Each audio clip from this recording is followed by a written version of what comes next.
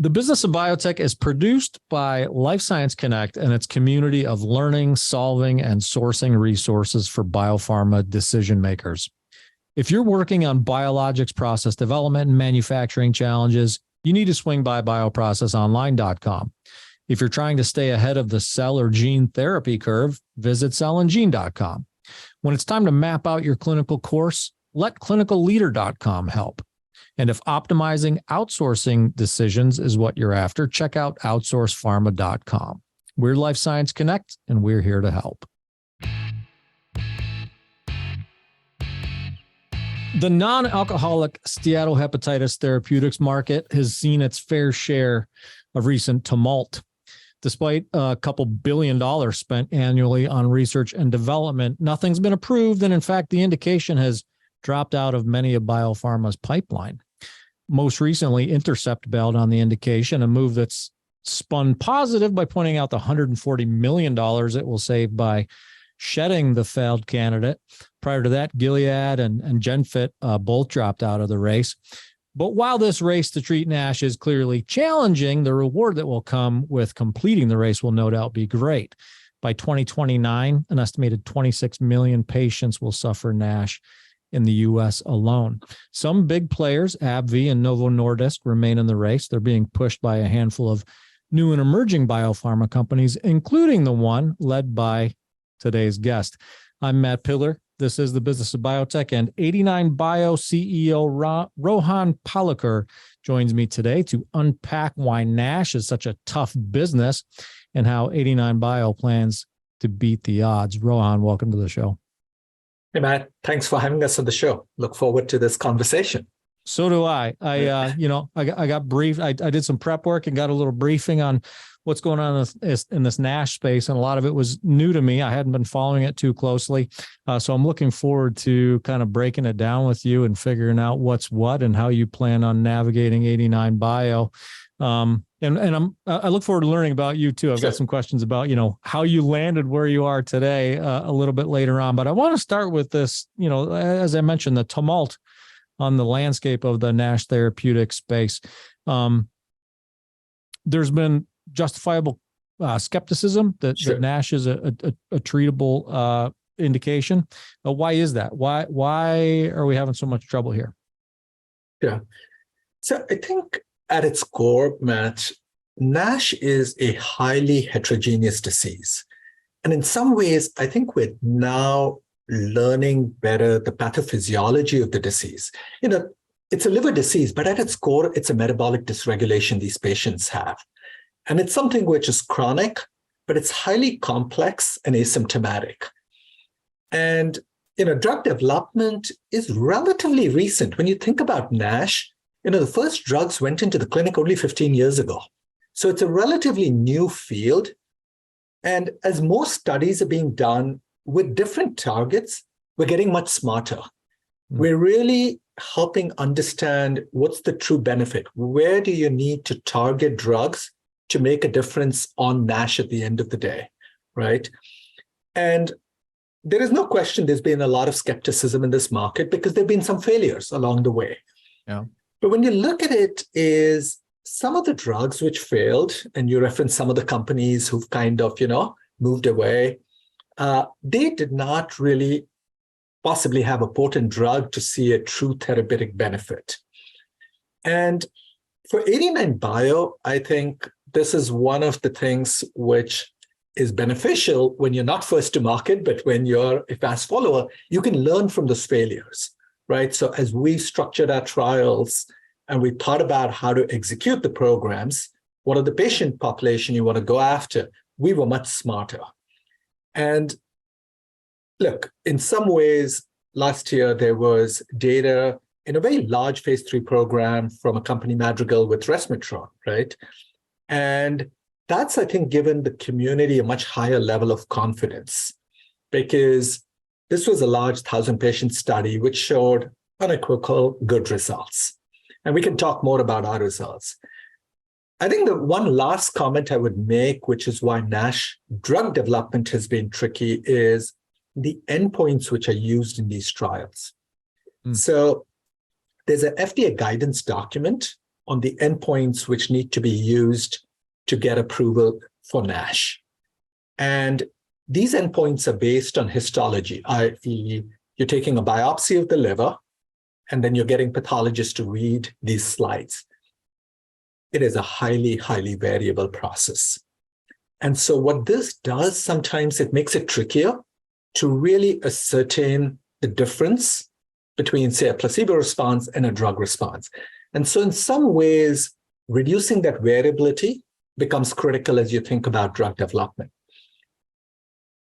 If you go back 10 years ago, we didn't know that. We kind of knew that, but now we've got a much better handle on that. So the way, for example, the way we are reading these biopsy slides is very different than the way, say, Intercept read their slides, even I'm talking 5 or 7 years ago. Yeah. So while I understand the skepticism, I think we're now on the cusp for this category where as sponsors and drug developers, we've become much smarter. And there's a lot more optimism today where we sit versus where we were, even 5 years ago. Yeah. Yeah. I want to just, I got sort of a 2-in-1 follow-up question on that. You mentioned, I'm curious about like clinical trial recruitment even, and how challenging that might be in an indication that, as you said, it's asymptomatic. And I'm assuming that NASH diagnoses probably, do they come along hand in hand with, a peripheral or secondary, or primary or secondary indication? Like how are we recruiting for trials when we're targeting an important but asymptomatic disease? Sure. That's a great question. So here's what I would say. The prevalence of NASH, as you pointed out, is large, meaning you'll see studies anywhere from 16 to 23 million people, expected to go up to 30 million people. So there are patients out there with NASH. The definitive diagnosis to enroll someone into the study is based on a biopsy. You put a needle in, you take it out, you read the slide. So how do we decide, or how do the clinical trial sites identify patients who could have NASH? There is a very high percentage of comorbidities with other conditions which are easily diagnosed. For example, most of these patients are obese. In our studies, the average BMI is like 35, right? That's one cut. Very high percentage of them have diabetes. Most of them will have elevated liver enzymes, or liver transaminases. So when the patient comes in, you screen them. Do they have diabetes? Do they have other aspects of metabolic syndrome? Are they obese? Do they have elevated ALT? But then you have to do a biopsy to enroll them. One tricky part is these non-invasive, and some are before you do a biopsy, which is an invasive measure, they're not a definitive diagnosis. And so a lot of patients will get screened for trials, and they might not meet the criteria to enter the trial. Yeah. But given just the size of the patient population with underlying fatty liver disease or NASH, we have had really good success in enrolling trials. For example, the phase 2b study we completed enrolled 222 patients, 219 was the data. The entire time period, and it was only in North America, was 14 months, with actual recruitment was only in about 9 months. So we could find those patients, Yeah. Good. Yeah. No, I appreciate that clarification, because it begs the question, right? When you're talking about something that can go completely undetected, and obviously good clinical results lead to more money, more data, more progress in the clinic, and you can't have those if you're sort of shooting blindly at your candidate pool. Tell me a little bit more about we've ascertained sort of the skepticism in the space and the challenges that the space has seen. Do you feel like we're at an inflection point, like a turning point? Is the skepticism waning? And if so, why? I do believe the skepticism is waning. And fundamentally, I would say is in the last 12 months, there have been a series of very positive data sets.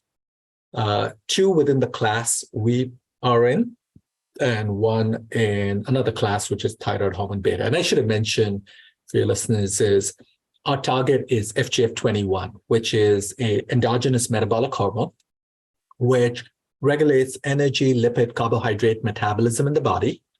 And it's also an insulin sensitizing agent. And importantly, Matt, this target, it works directly on the liver, where we take fat out of the liver, as well as address the inflammation and fibrosis in the liver. But then more broadly across the entire body, by working on the fatty tissue or the white adipose tissue, we manage lipid carbohydrate metabolism. Okay, I should have mentioned that up front. So there's another company with the molecule efruxifermin in September of last year. They showed really positive data with an FGF21 agent.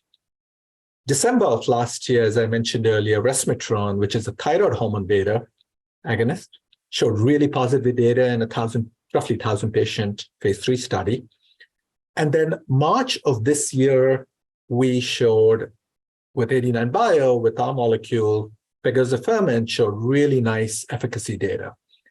And in some ways, it's the next generation of NASH drugs, and people are feeling very optimistic, not just in the KOL community, there's renewed optimism in the investor community also. And if you look at the valuations just a year ago, including our company, we were, I think, about $3 at that time. We're now anywhere between 16 and $20, right? The same with Caro or Madrigal. And then the last one, I would say, the investment you're seeing in biopharma, as well as some of the large pharmas you referenced, is they're betting on NASH because there's no approved treatment yet. One of them has got past phase 3, but there's no approved treatment. Diagnosis is on the way, is expected to continue to increase. And as you mentioned, the numbers I talked about could be 25 to 30 million by the end of this decade. So given all of that, my belief is that skepticism is waning. And there's a kind of a renewed hope here that some of these drugs are going to get past the finish line and one day come to help patients. Yeah. All right. I want to talk about, I'm going to bounce around a little bit here because I've got questions. I've got questions for you. I'm thinking about regulatory questions and FDA sort of temperament questions. And I'm also thinking about the fuel, you just referenced in the investment community. So I want to talk about, what is contributing to the fueling of the machine. I'm going to start with agency, with just a general agency question. What is the, is there a common thread line or a common thread you can pull among the failure stories of recent years in this space related to the FDA's decision making or influence on the companies that have dropped those candidates, or not? I mean, not is fine. I'm just curious if there's sort of a common thread in terms of the data that's not stacking up. So clearly, I think the most recent and arguably the most important one is the one you referenced, right? Where Intercept had a phase 3 positive, phase 3 results, got a complete response letter, and has elected not to pursue moving the program forward. Mm-hmm. I think that story was unique. Kind of unfortunate for patients because patients wanted the drug. But in some ways, it really came down to the benefit-risk profile from the agency's perspective for that specific molecule. Mm-hmm. So the agency's perspective, which was evident at the advisory committee meeting held in May, is that NASH is a large patient population. It's a chronic therapy. Our drugs don't cure the disease. You're going to be on these drugs for a long time. It's asymptomatic.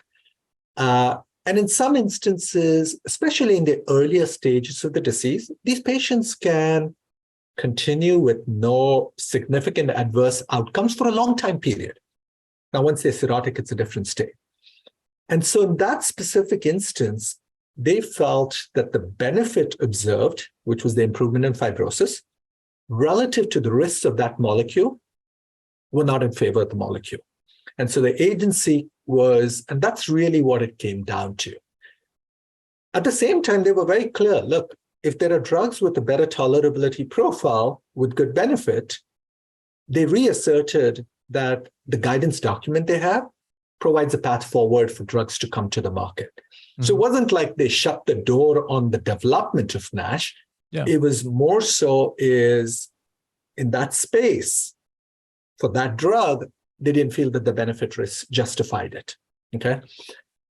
Now, the second thing with the regulators, and I wouldn't say this has actually, because there's only one drug which is actually filed with the agency, and got a rejection, right?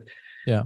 The other thing with the agency goes back to what I mentioned earlier, which is the endpoints the regulators are accepting as a measurement for approval, which is a biopsy.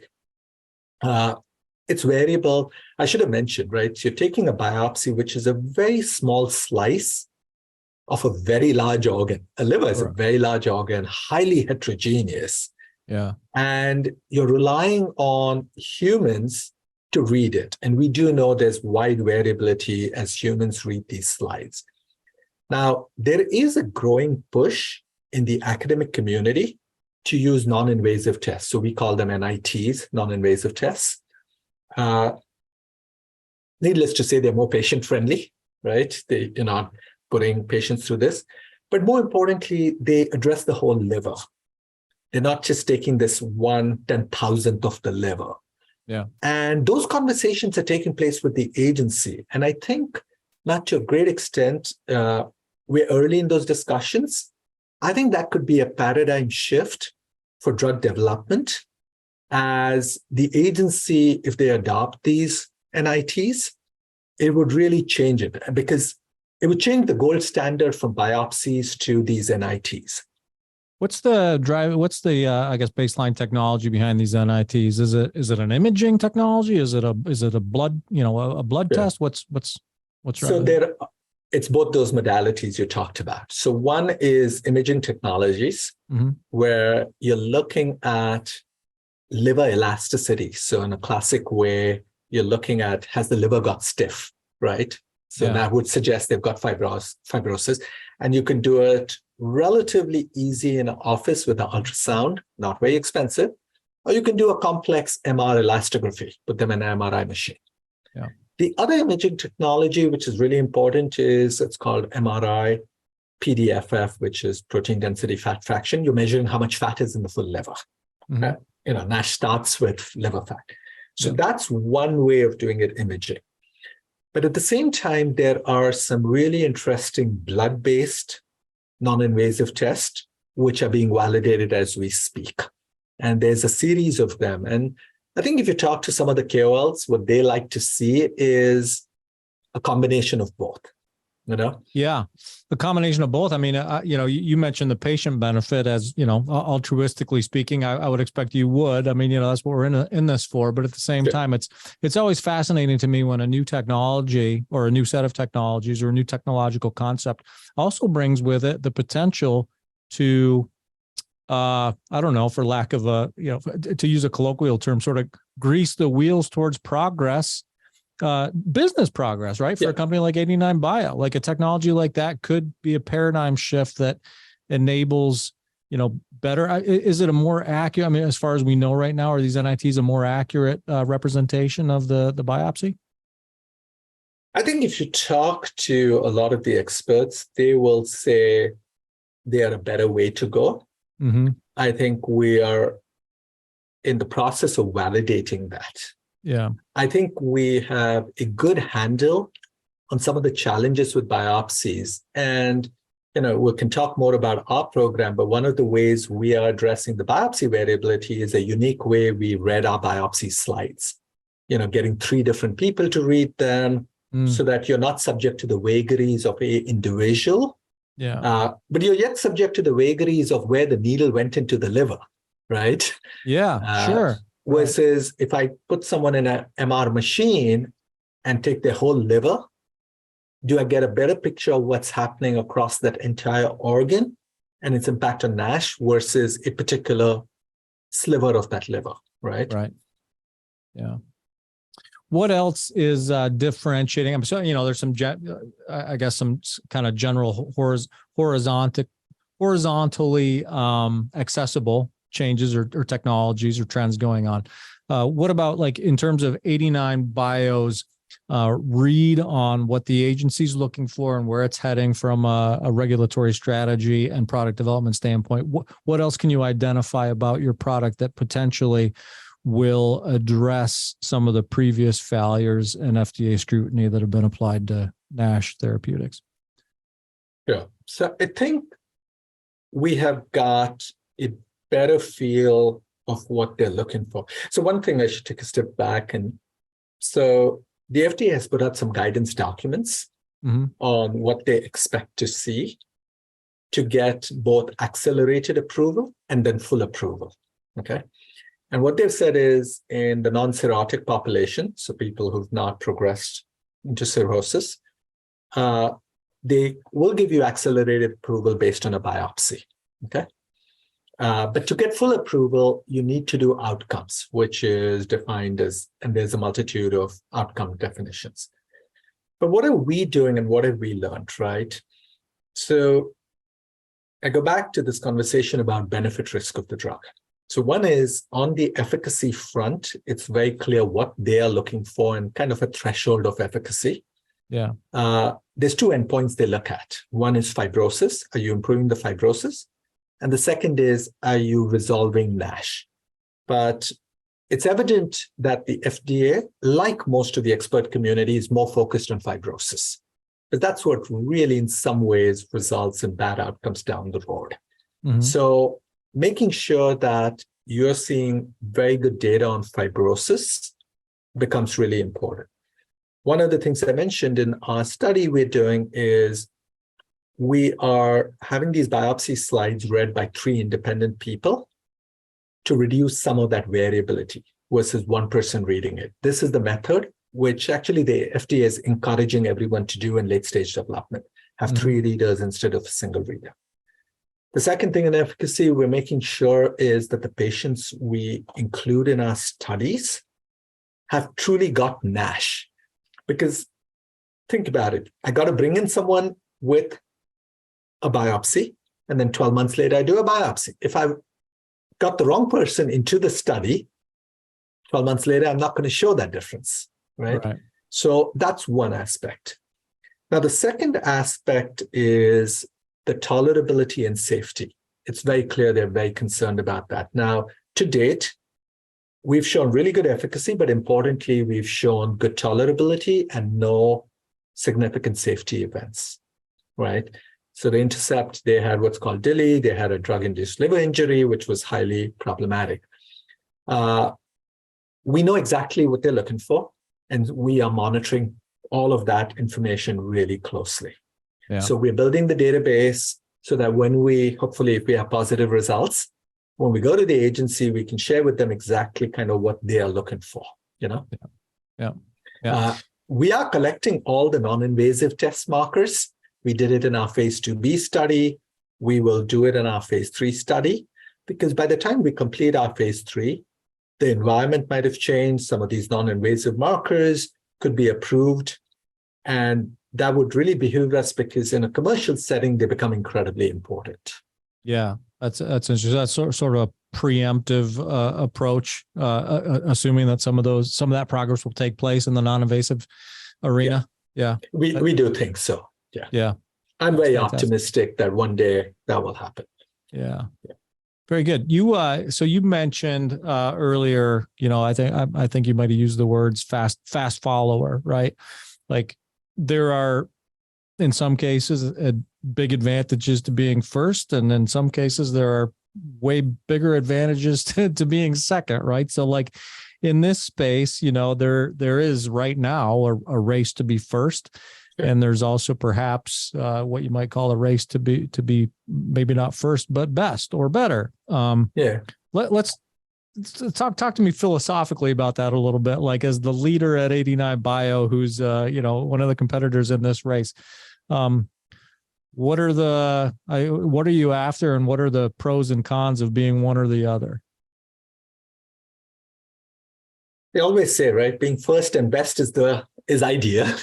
I mean, okay. That would be classic. I'll give you that, Rohan. Here's the thing, right? I think it's there's unique dynamics by different therapeutic areas. I've been in the industry like 30 plus years, worked on different drugs, and I've seen different instances where first matters incredibly. And I've seen arguably more instances where at the end of the day, the best drug works, And when I define best drug, it's the data grounded in the efficacy and safety benefits. Okay. Yeah. I think NASH is a little unique in that, given the complexity of the disease, the heterogeneity of the disease, as well as the growing prevalence in people being diagnosed, I believe this is a category where multiple therapeutic options are going to be needed to address the diverse patient population. Okay. I think we have a great drug, but there are other good drugs in development. But we're not curing the disease per se, right? We're addressing different facets. Now, I think the beauty is, pegozafermin, our molecule addresses not only what's happening in the liver, but what's happening systemically in the body. We think that's really important. But when you're in this case in a large market, many patients are looking for a therapy. There is no question the first to market will gain access to that bolus of patients who is sitting, waiting for a drug, forget next drug, right? Yeah. And we think there's a significant bolus. I hear this from clinicians, I hear this from KOLs, we hear it at academic centers. However, I believe in due course, the better therapeutic product will be most successful. Not to suggest that the first player disappears from the market, but over time, physicians will select the best product. So when we talk to physicians and we do our market research, what are they looking for? And if I were to put the hierarchy of what they were looking for, first is, are you making an impact on the liver? Are you improving fibrosis? That's clearly always comes to the top. Second is, are you resolving the NASH? But then they immediately go to, is the drug safe and well tolerated? Because I'm going to ask my patient to be on this therapy for a long time period. Third is they ask for, are you doing anything to the underlying disease? Are you changing the metabolic milieu these patients have? And then finally they go, is it convenient? So when you think about the hierarchy, is if I have two drugs, let's assume on efficacy, on fibrosis, they're similar. But one is improving their LDL and one is improving their glycemic control and their diabetes, and the other drug is not. Yeah. They would rather use that drug, even if it came out 3 years later. Right? So I think that's how they're thinking about the space. And, there are analogies you can take. I think diabetes is a good one I'll use, right? There were multiple drugs available for diabetes. And take insulin out for a minute, right? The GLP-1s came in, the first generation came maybe 2004, 2005, sometime then. But the good GLPs came about a decade ago. Yeah. Okay. Today, GLPs are, $25 billion? But that doesn't mean the SGLT2 category has gone away. That's a $10 plus billion. And oh, by the way, everyone's on metformin. Oh, pretty much most people are on metformin, right? Yeah. So I can see something like that happening here. That because none of them are curing diabetes, but they are bringing value in a different way. And these drugs came in with a much better efficacy profile. And this is where we think FGF21, our class, could really be transformative. Because to date, the FGF21 class, both my competitor and ourselves, have shown the best fibrosis data, which goes back to what's most important for the clinicians is, am I resolving the fibrosis or preventing the progression, but ideally reversing fibrosis? And we think at least that would make a huge difference in how they think about treatments. When it comes to turning your innovations into clinical realities, the first step is transforming your process. On the Business of Biotech podcast, we bring emerging biotechs weekly insights to advance their pipelines, from funding to regulatory and other need-to-know topics. The pod is brought to you in collaboration with Cytiva, a global provider of technologies and services that advance and accelerate the development, manufacture, and delivery of therapeutics. Check out the resources at cytiva.com/emerging biotech. That's CYTIVA.com/emerging biotech. You mentioned that fibrosis data and that 89bio is, leading the industry for, effectively at the forefront in terms of that fibrosis data. It's obvious. I'm going to sound like, Matt Pillar, master of the obvious right now.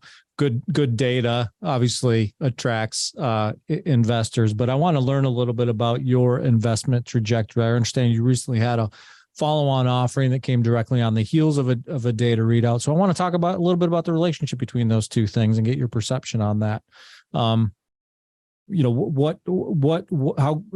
good does that good data have to be to impact the investment scene? And tell me a little bit about that follow-on offering that you guys were able to secure. Yeah. So let's start with good, right?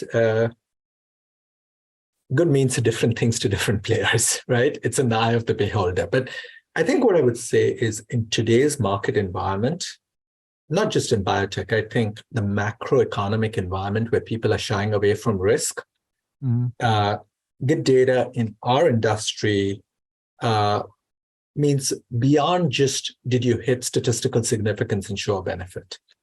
Is the data clean? And I'll come to tolerability and say clean means it's unequivocal, meaning I can read into it. It's not like you've done 3 cuts of the data to identify this population worked, right? I can look at it and say, clearly this drug is working. Does it have the success in the next phase of development? Is it going to work, right? So there's a lot of scrutiny with the way the trial's done. How replicable is this data? Is the safety and tolerability profile good? People are getting spooked out a little bit about that, right? So I think people are looking at all the totality of this, and needless to say, what's the competitive environment? Is it good in the context of where we are?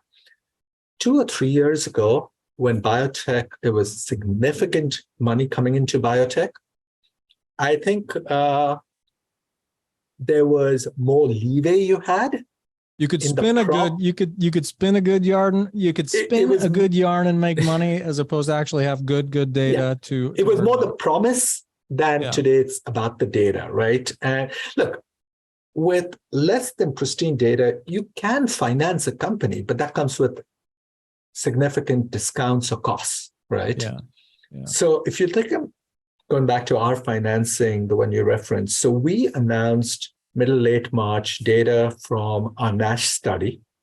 It was a phase 2b study, 220 patients with F2 and F3 NASH, so fibrosis stage F2 and F3. And we had tested multiple different doses. And what we saw is on the primary endpoint, we had like very significant p-values. But on fibrosis, which I've referenced now a couple of times, we saw a 20% delta versus placebo, 19 to 20%. The only 2 drugs who have shown that are the 2 FGF21s. Just for perspective, like the Intercept drug, which went to FDA, was like a 12% delta, and there's and when you look at it on a relative risk relative to placebo, we were 3 to 4 times placebo response. And the NASH resolution, we were like 12 times placebo response. So the data on efficacy was very clear.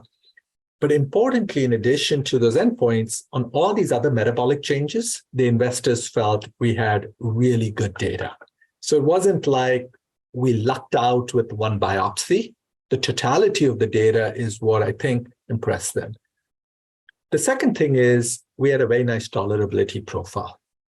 And so this gave them confidence that in a larger study, in a chronic condition, we should get past the hurdle of the FDA.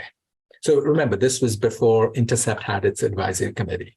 Yeah. We saw benefit on both the doses we were looking at. So we are delivering our drug as an injectable once a week and once every 2 weeks.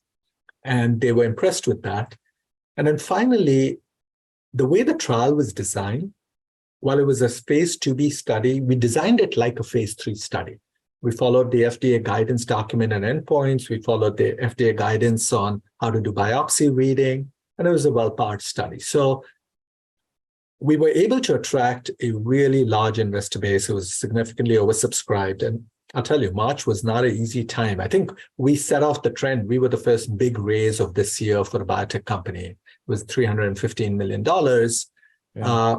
But it was the conversations we had with investors, meaning it was nearly 5x oversubscribed. It was, once they saw the data, obviously you take them through all the nuances, they felt really comfortable investing in the company.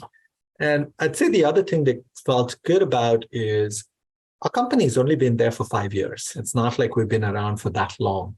And in 5 years, we've taken a preclinical asset all the way through development and now are in 2 indications, one already in phase 3, and then NASH, we hope to enter phase 3 pending regulatory guidance. So they look at it saying, good drug, here's a management team who has executed, who has a path forward with this drug, and clearly the class FGF21 is good and this molecule is differentiated. So I think it was a combination of all that which gave investors, confidence going into that financing. How did you move so fast? I mean, it's a great point you bring up, and one that I hadn't pondered. 5-year-old company with a phase 3 candidate and one working its way there. At good pace. I don't know. It's a general question, but give me some, I guess, insight into the efficiency with which 89bio has been able to work over these last 5 years. I think 2 things I'd say, a couple of things, right? So one is, I think we were single-mindedly focused on what our mission was, which is to move pegozafermin as rapidly through the clinic to bring it to patients. And I think everyone we hire, that's a single-minded focus of the company, right? Our mission is we want to change the lives of these patients with liver and with serious liver and cardiometabolic diseases. So when we developed, we acquired this asset from Teva Pharmaceuticals with preclinical data, and we did some things which were interesting, meaning obviously you do your first in human safety study. But after that, we said, let's go to the agency and tell them, instead of doing the classic, first in human, then a 4-week study, then a 12-week study, then do a proof of concept, we said, can we merge those into one study? Mm-hmm. So instead of doing sequential 2 to 3 studies, we did a single ascending dose, and the next study was our proof of concept study, which gave us a level of confidence to go directly into this large 220 patient study. Okay. Now, it's a risk we took, but it was a calculated risk. It wasn't like we were just betting on it, but we generated in those studies all the data we needed. The other thing we did is we diversified and made a strategic bet to go into a second indication, which is severe hypertriglyceridemia. So this is patients with triglycerides above 500. And we had reason to believe our drug should work in that condition because we drop fat in the blood, the triglycerides come down. That indication is a more efficient indication from a clinical development perspective, i.e., in an 8-week study, you can show benefit. So in parallel to doing NASH, Matt, we decided to do an 8-week study in that indication. Mm-hmm. We saw very nice changes, like 60% reduction in triglycerides on top of therapies. We announced that data last year in June. By end of last year, we got the FDA to allow us to move into phase 3 on that. So it was more about, part was strategy, how are we thinking about it? Part was execution and the creative ways to do trial designs. And then keeping everyone focused on what's our mission, I think made a big difference, right? So we got our data in the other indication last June. And the company was, we need to get FDA buy-in to move into phase 3 as quickly as possible. So it's a combination of these factors, I believe, which is why we're sitting where we are today.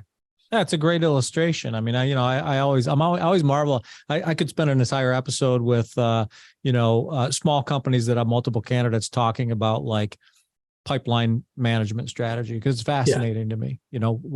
Feeding and sprinkling a little bit here to move this one along, and just and the strategy behind those moves is always super fascinating. I got to be cognizant of our time here, Rohan, but I want to talk with you a little bit about cash management, money management, because I've been having a lot of conversations with the leaders of new and emerging biopharmas lately about this. Like obviously you guys are in a pretty good cash position because that follow-on round of funding was pretty substantial. But at the same time, you are, I want to ask you specifically about this because you're an IT, or I'm sorry, not an IT, right, but a finance/accounting guy, right? Like that's what you studied in school, isn't it? A long time ago, yes. A long time ago. But I haven't forgotten it. Yeah, no, but I mean, when you bring that perspective to bio, it's an interesting business to bring that perspective to because of the way that the cash flow works. Yeah. Like you've got to be pretty good in a dynamic cash environment, right? Yeah. So I'm going to get your kind of worldview on cash runway responsibility, if you will. 89bio takes in a giant sum of money to progress its work in the clinic on X, Y, and Z. Now what? How is Rohan, the guy who's brought up in the finance world, ensuring that money is put to good use efficiently and that your cash runway extends as long as it needs to? I know, again, a great big giant question. I'm just looking for sort of your philosophical approach. So, look, I believe any biotech needs to have really good fiscal stewardship and be pragmatic and disciplined in how we deploy our capital, right? Because at the end of the day, investors are giving us their capital with an expectation that we're delivering a return on it and bringing value, right? I come to the belief, which is one of our core values at 89bio, everything we do, and we have a core value system, but the two foundation bookends is it patient-oriented and is it science-driven, okay? Every decision we make is grounded in that. And my belief is if capital is appropriately allocated to improve patient lives, and that's grounded in good science, there is inherent value creation. I'm not saying you'll be 100% of the time right? Because sometimes science doesn't work. But as long as you do that in a disciplined manner, I believe everyone wins, okay?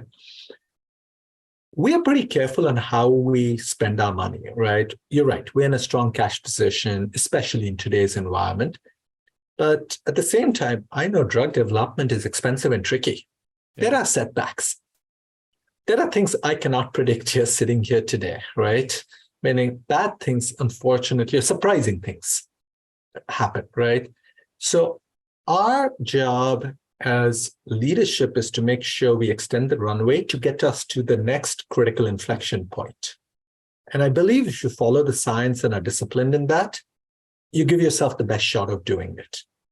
So we spend money where we think it furthers the science and helps us, right? So we don't take the approach of just to preserve cash, we're going to cut costs everywhere, because I think in some ways that compromises the program.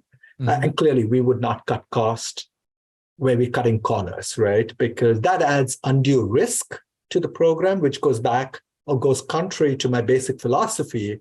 Go where the science takes you, go where it's going to help patients, and that will be a good thing. Yeah. I think focus does matter in cash management. Where you remain focused, and whether it's my operations team, right? We're a biologic agent. It's expensive to do biologic development, but it's critical to the long-term success of Business of Biotech and the company. So we'll deploy capital there, right?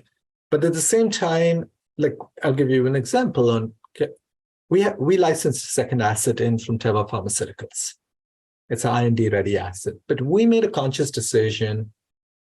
Let's pursue Business of Biotech.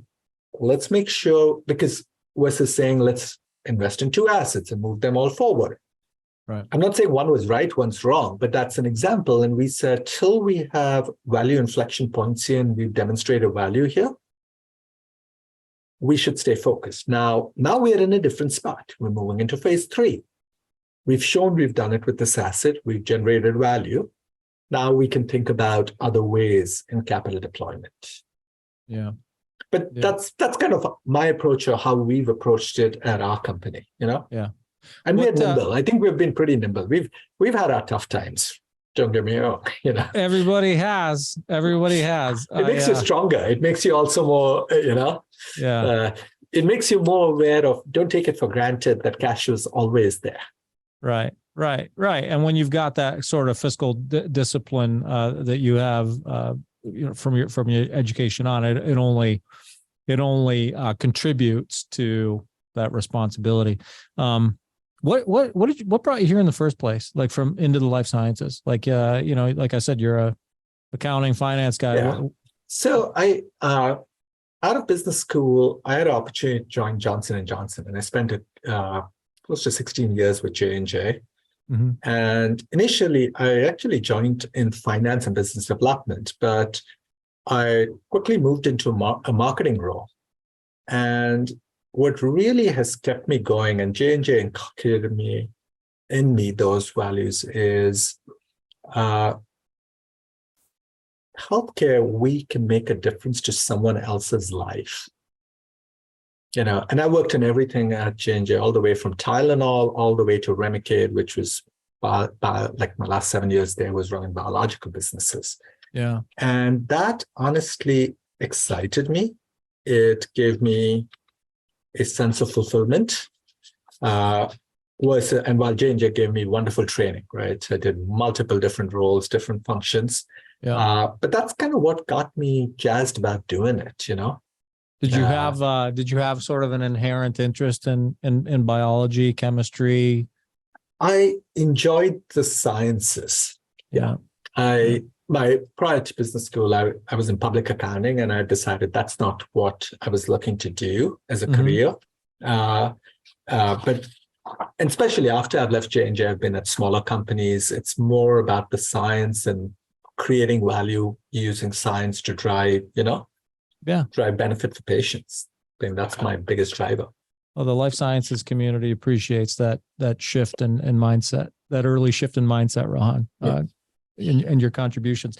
We got to start wrapping it up here, but I want to know what's next. What's next for 89bio? Like, what are you looking at in terms of, when you look down the next steps, sort of clinical pipeline? What do you have to do? What do you got to get done right now, Rohan? So we are really focused on driving value with pegozafermin. So we just initiated our first phase 3 program in severe hypertriglyceridemia. The first trial started in May. So we want to execute that as flawlessly as possible. And we've talked about having results from that study in 2025. So that's one. Mm-hmm. We think we have a unique opportunity in NASH. And so with the data we have and the capital we've raised, it's now about engaging with the agency and really initiating the phase 3 program in NASH. So that one day, hopefully, we can bring that product to market. I think in parallel to that, we got to scale up and make sure we can manufacture this product. And we've done an amazing job on the manufacturing side. It's interesting. In our industry, we talk so much about clinical data, which is the right thing, but it's all to a knot if you cannot scale up and manufacture this stuff, right? And that becomes really, really important. It's in biologics. It's very different if you're a chemical entity. Yeah. And I think the last thing that I'm focused on is scaling up the company. It's a different organization when you were the scrappy young company who was trying to take a preclinical asset, meaning I was the first US employee. We built something. Now it's like we're going to be running multiple studies globally, and you got to scale the organization. And to me, it's not just bringing in the people, it's what the culture of the organization is going to be. Are you building that culture and sustaining that as you grow? That's another area where I love to talk about that. And I could, a recent guest put it nicely when he said, engineering an antibody is one challenge, but a bigger challenge is engineering the integration of people within a company, like the integration of disciplines within a company. Absolutely. He called that a bigger challenge than, developing, optimizing the engineering of an antibody, which I can only appreciate, especially at a growth stage like 89bio's in right now. Yep. Well, congratulations to you on the success so far. And I'll be pulling for you in the clinic. I hope we can follow up on this and maybe have a conversation down the road about progress. Hopefully hopefully our next conversation is going to be about late commercialization strategy. How's that? That would be awesome. Hopefully we get there one day. I'm optimistic we will get there. Well, that's what I'm saying. Yeah, we're going to put the stake in the ground. Any concluding pithy nuggets of wisdom to share with your fellow new and emerging biotech leaders? All I would say is, having seen the ups and downs in NASH, despite some advances in NASH or cardiometabolic diseases, there's no approved treatments. And my thing is, you got to ride it. There will be setbacks. If you believe in the science and you believe in it, you will find ways to finance your company. And if you stay true to that, one day, hopefully you'll bring benefit to patients, So that's kind of what we talk about in my leadership team. There are tough days, there are challenges, but as long as we stay focused on that, and stay nimble, things change, risk profiles change, and you got to react to the market. And I'm not talking just the investment sentiment, I'm talking what happens with the science, what happens with competition. We are thrilled to be in the position we are at today, going into 2 phase 3 programs. I don't think 5 years ago we thought we were going to be so rapidly at the space. We believed in the drug, we believed in the technology, but now it's about execution, but staying nimble and staying humble about it, Yeah, excellent advice and insight. Like I said, I appreciate it, Rohan. Thank you for joining me. It's been my pleasure. I look forward to doing it. Fantastic. Thanks for having us on. Appreciate it. So that's 89bio CEO Rohan Palekar. I'm Matt Pillar, and this is the Business of Biotech. We're produced by Bioprocess Online with the support of Cytiva, whose support of new and emerging biopharma companies is on full display at cytiva.com/emerging biotech. If you like listening in on conversations like the one you just heard, subscribe to the Business of Biotech podcast, sign up for our newsletter at bioprocessonline.com/BOB. Always be sure to leave us a review and let us know how we're doing. And thanks for listening.